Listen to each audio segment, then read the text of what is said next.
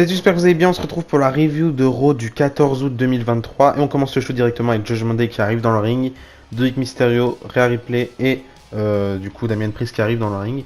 Ils vont faire leur petite promo comme d'habitude en disant que depuis SummerSlam et même bien avant, il y a des problèmes de communication dans le Judgment Day. Ils sont là pour mettre ça au clair jusqu'au moment où on aura JD McDonagh qui va faire son entrée. Ça fait plaisir. On continue sur cette belle lancée de la semaine dernière où on avait JD McDonagh qui commence à s'immiscer dans les affaires du Judgment Day, donc là ça fait plaisir de le revoir.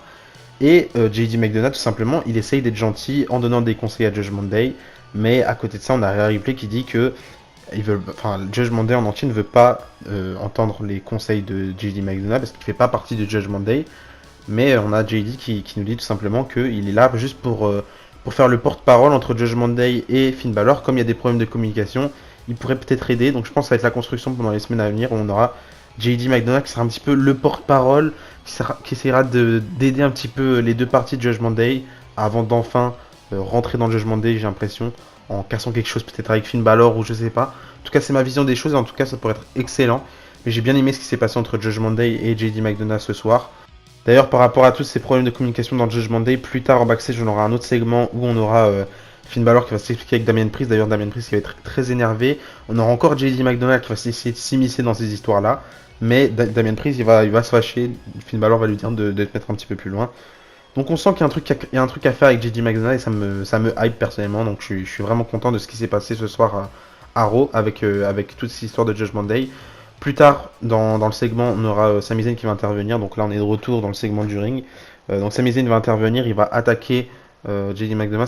Ils vont se trouver des coups. Mais à ce moment-là, Judgment Day, il va pas vouloir aider JD McDonagh. D'ailleurs, Finn Balor, lui, il n'était pas avec les autres membres de Judgment Day. Donc il n'a pas pu aider JD McDonagh. Donc JD a dû céder tout seul. Il a attaqué le coup de Sami Zayn. Et puis c'est parti pour un match 1 contre 1. J'aurais peut-être aimé avoir ce match-là dans un cadre un petit peu plus grand, peut-être à Payback, je sais pas. Pour moi, ça aurait été vraiment ouf d'avoir un match ensemble comme ça entre Sami Zayn et JD McDonagh pour les débuts de JD McDonagh dans le main roster, si je peux dire ça comme ça. Recommencer un vrai début en lui donnant un match à Payback en pay-per-view, ça aurait été excellent, je trouve. Mais là, on a quand même eu un match, ça fait plaisir de le voir en action. Je crois qu'on l'a pas eu énormément en action weekly. Victoire de Sami Zayn, évidemment, qui va remporter le match. Pendant le match, on a Balor qui a essayé d'aider JD McDonagh, mais malheureusement, il n'a pas réussi. Mais du coup, victoire de Sami Zayn qui remporte le match. Juste avant de passer la suite, en backstage, on a Chelsea Green qui est toujours à la recherche d'un partenaire pour ses titres par équipe à cause du fait que Sonya Deville soit blessé. D'ailleurs, il y a eu plein de trucs intéressants par rapport à tout ce mouvement de Chelsea Got Talent. Chelsea cherchait un partenaire ou une partenaire. Il y a eu plein de vidéos de personnes qui ont postulé. Je crois qu'on a eu R-Truth, je crois qu'on a eu... on a eu qui d'autre, je ne me rappelle plus du tout. James Ellsworth, enfin bref, on a eu plein de personnes. Et on a même eu un segment hyper intéressant avec Tommaso Ciampa qui est à la recherche de Johnny Gargano. Ça n'a pas été montré à l'écran évidemment, mais sur Twitter. Et je trouve que c'est une belle manière de faire ça. Ça crée de l'engouement avec le public et tant mieux. Où ils étaient du coup Chelsea Green et Tommaso Ciampa devant le bureau de Triple H. Et on avait Tommaso Ciampa qui recherchait Johnny Gargano. Donc peut-être que ça nous tease un truc, j'espère en tout cas. Malheureusement on n'a pas eu de Johnny Gargano pendant cet épisode de Raw. Je vous spoil directement. Parce que c'était l'anniversaire de Johnny Gargano. Je sais pas si c'est vraiment une excuse de dire que la WWE a laissé Johnny Gargano chez lui parce que c'était son anniversaire. Parce que à un moment donné, si tu le laisses chez lui mais que tu lui prends sa femme, parce qu'on aura Candice LeRae qui sera à Raw, c'est un petit peu bête, je sais pas trop. Mais en tout cas, j'espère qu'ils vont mettre la prochaine vitesse pour le retour de Gargano parce que là on n'en peut plus. On a tous hâte du retour de DIY. J'ai vraiment l'impression qu'il pourrait y avoir quelque chose de fou avec ça. Honnêtement, si dans sa carrière, Johnny Gargano il avait jamais été un catcheur par équipe, j'aurais eu du mal à trouver de l'espoir à un retour de Johnny Gargano et même à un projet pour Gargano à l'avenir. C'est un de mes catcheurs préférés, Johnny Gargano, mais là je me dis, avec DIY, il y a quelque chose à écrire. C'est une équipe folle et il y a vraiment de l'engouement autour de DIY, donc je pense qu'il pourrait faire quelque chose de grand et peut-être que ce push avec DIY pourra mener à une carrière solo bien plus impactante pour Johnny Gargano par la suite. Du moins, c'est dans le meilleur des scénarios. Enfin bref. Du coup, on a eu la révélation de la nouvelle partenaire de Chelsea Green et c'est Piper Niven. Ça fait plaisir, elle aussi, de la revoir. Ça faisait longtemps qu'on l'avait pas vue. C'est assez logique qu'elle soit championne par équipe toutes les deux. Ils avaient déjà eu quelques matchs ensemble en équipe au retour de Chelsea Green, du coup, début 2023. Donc c'est logique, il y a de la cohérence et moi j'aime beaucoup. Ensuite, on aura un segment entre Alpha Academy et Imperium. On aura Gunther qui montera sur la table des commentateurs pour faire une promo et parler de Chad Gable puisqu'ils auront un match très prochainement pour le titre intercontinental. D'ailleurs, je crois que ce sera la semaine prochaine et j'en parlerai juste après ce qui va se passer. Et tout ce segment-là, ça nous a mené à un match, même à deux matchs. Un match entre Giovanni Vinci et Chad Gable qui était assez sympa. Ça m'a fait plaisir de voir Giovanni Vinci catcher. C'est ce que je demandais personnellement, avoir un petit peu de changement et avoir Giovanni Vinci au lieu d'avoir toujours Ludwig Kaiser. Donc là, on l'a eu. Malheureusement, il n'a pas remporté le match. Victoire de Chad Gable, mais c'est assez logique. Chad Gable, c'est quand même le challenger numéro 1, donc il a besoin de victoire face à Giovanni Vinci ou Ludwig Kaiser, peu importe. Par la suite, on aura un autre match, cette fois-ci, entre Gunther et Otis. Victoire de Gunther, évidemment. D'ailleurs, il a fait une très belle powerbomb sur Otis. Il y a pas mal de choses qui me dérangent avec le fait que le match soit officialisé pour la semaine prochaine. Je me dis... Enfin, au départ, je l'ai très mal pris parce que je me suis dit... On pourrait avoir un match en pay-per-view, pourquoi tu nous le mets à Raw? C'est inutile. Mais après, là, je me dis que si à la fin de ce match-là, la semaine prochaine, on a un finish assez bizarre, ce qui nous fait qu'on doit continuer avec un match en pay-per-view, ça pourrait être vraiment bien. Moi, dans le meilleur des scénarios, ce que j'aimerais énormément, ce serait qu'on ait un match avec une limite de temps entre Gunther et Chad Gable à Raw, comme on peut l'avoir d'habitude dans n'importe quel match de catch, sauf que la WWE, à chaque fois, ils ne le précisent pas que de base, un match en simple, ça a une limite de temps toujours. Donc imaginons un 60 minutes time limit entre Gunther et Chad Gable. C'est très audacieux, c'est très ambitieux de faire 60 minutes de match à Raw pour le titre intercontinental, mais moi, c'est le genre de truc que j'ai envie de tester, j'ai envie que la WWE soit plus audacieuse et qu'il tente plein de nouvelles choses. Donc imaginez, on a un Gunther contre Chad Gable, 60 minutes de match, et à la fin du match, il n'y a personne qui a remporté le match, donc match nul finalement. Et finalement, ils ont un rematch du coup à Payback, où là on continue sur cette histoire de temps. Donc on a eu Beat the Clock Challenge, on a eu le 60 minute time limit, et là on aurait un Ironman match, pourquoi pas à Payback, ça pourrait vraiment être intéressant, et ce serait la meilleure des choses pour moi à booker pour un match entre Gunther et Chad Gable en pay-per-view, et pas en weekly, parce que c'est vraiment un peu dommage que ça se termine en weekly.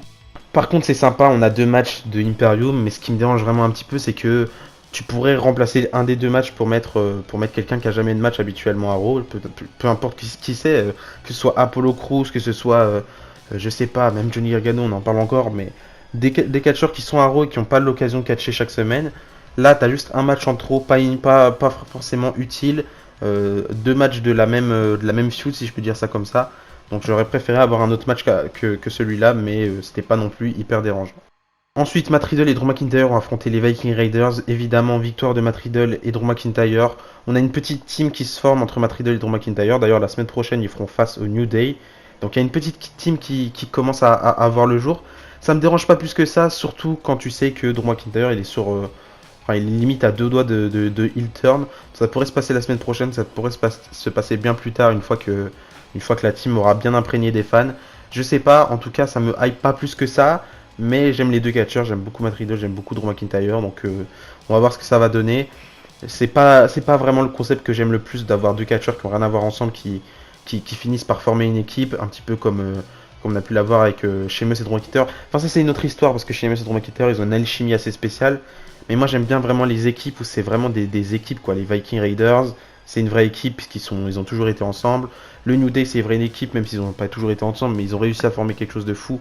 Les Usos, enfin bref, ce genre d'équipe où tu sais que c'est vraiment des catcheurs par équipe, et même s'il peut y avoir des exploits personnels comme avec Kofi Kingston, tu sais que c'est des catcheurs par équipe de base, et c'est vraiment la division par équipe. Enfin bref, c'est mon avis personnel, et on verra ce qui va se passer par la suite avec Drew McIntyre et Matt Riddle, en espérant qu'il donne quelque chose pour Drew McIntyre en solo.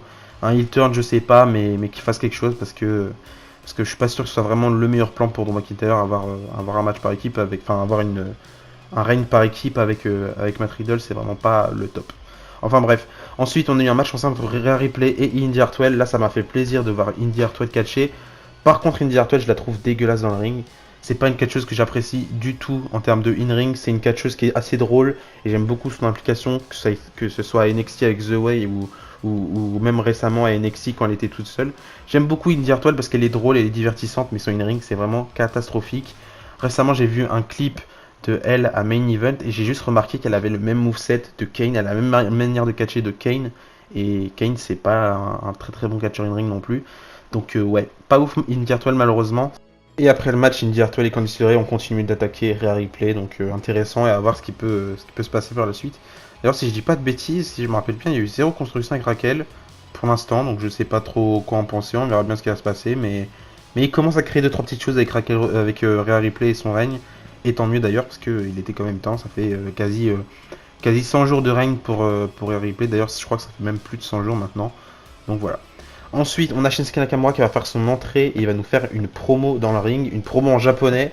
Ça me dérange pas du tout d'avoir des promos en japonais ou dans d'autres langues quand c'est des catcheurs qui sont, par exemple, mexicains comme Santos Escobar. Ça me dérangerait vraiment pas que les catcheurs arrivent dans le ring comme ça, ils parlent dans leur langue natale et qu'ils nous fassent une promo, même si on comprend rien, ça me dérange pas du tout personnellement.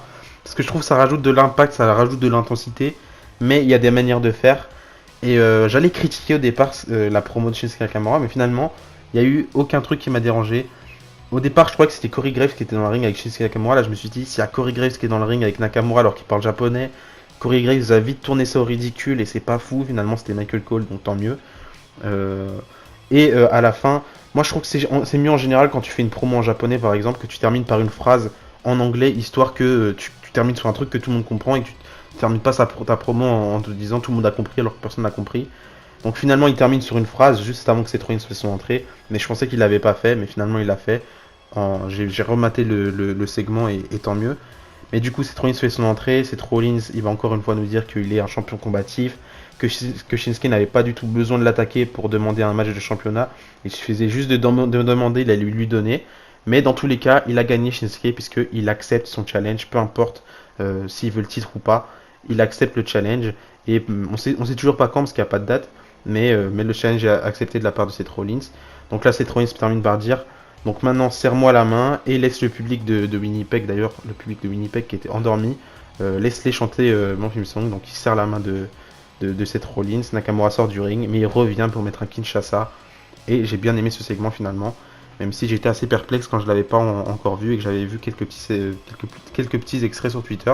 Mais finalement, il était très très bien exécuté, je trouve, ce segment, et ça me hype encore plus pour le futur match qu'ils auront, en espérant que ça fera le main event de Payback, parce que si même quand la Bloodline n'est pas là, ils n'arrivent pas à faire un main event avec le titre poids lourd, c'est vraiment qu'il y a un problème.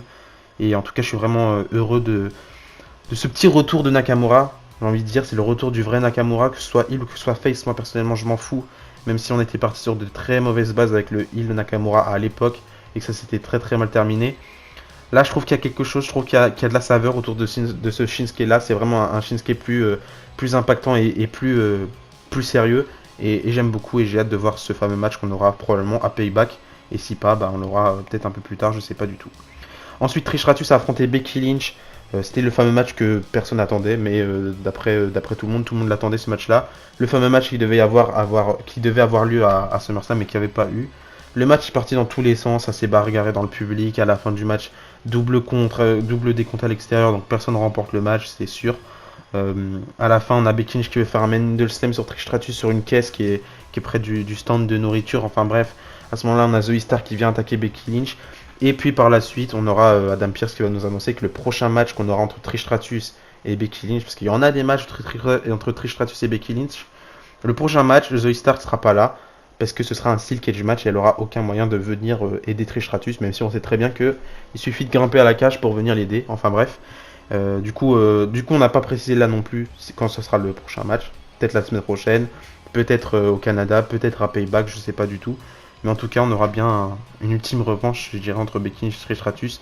Vite qu'on en finisse, parce que personnellement, ça m'énerve beaucoup. J'ai oublié d'ailleurs de vous dire qu'il y a encore des tensions dans Imperium. Ça m'énerve un petit peu.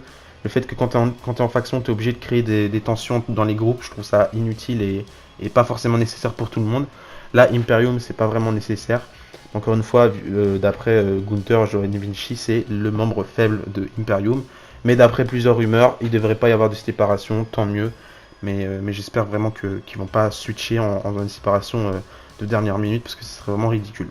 Et pour terminer, le main event, j'ai bien apprécié, même si encore une fois c'est un rematch. Cody qui a affronté Finn Balor. Je sais pas pourquoi j'ai dit juste Cody alors que Cody Rhodes tout simplement. Mais Cody Rhodes contre Finn Balor, c'était un très très bon match, j'ai bien apprécié. Finish pas clean évidemment. Comme d'habitude, il y a des tensions dans le Judgment Day, donc fallait s'en douter. À un moment donné, on a Judgment Day qui viennent pour tricher et pour aider Finn Balor. Parce que Finn Balor, il avait annoncé encore une fois qu'il allait battre Cody Rhodes, que toutes ces tensions et toutes ces erreurs de communication, ça allait plus se reproduire. Donc il arrive et on a Judgment Day qui est là pour aider Finn Balor à remporter ce match-là face à Cody Rhodes. Donc Balor demande à Damian Priest de lui donner sa mallette. Sauf que Damian Priest, comme d'habitude, il va pousser la mallette beaucoup trop loin, ça va partir entre les jambes de Finn Balor. Et ce sera Cody Rhodes qui va récupérer la mallette. Il va attaquer Damien Priest et Finn Balor avec la mallette. Il va enchaîner avec son Crossroads, victoire de Cody Rhodes évidemment. Très belle manière de terminer un match, même si encore une fois un match clean c'est toujours mieux qu'un match pas clean. Mais là c'est face à Finn Balor, c'est deux catcheurs que j'apprécie énormément, Cody Rhodes et Finn Balor. Donc si Finn Balor peut perdre le match de manière pas clean, tant mieux, ça me fait plaisir aussi. Mais du coup victoire de Cody Rhodes. À la fin du match on a Judgment Day qui continue d'attaquer Cody Rhodes. On a Sami Zayn qui vient en rescousse pour Cody Rhodes, pas de Seth Rollins cette fois-ci, juste Sami Zayn. Mais à ce moment-là, on a JD McDonough qui arrive pour aider Judgment Day.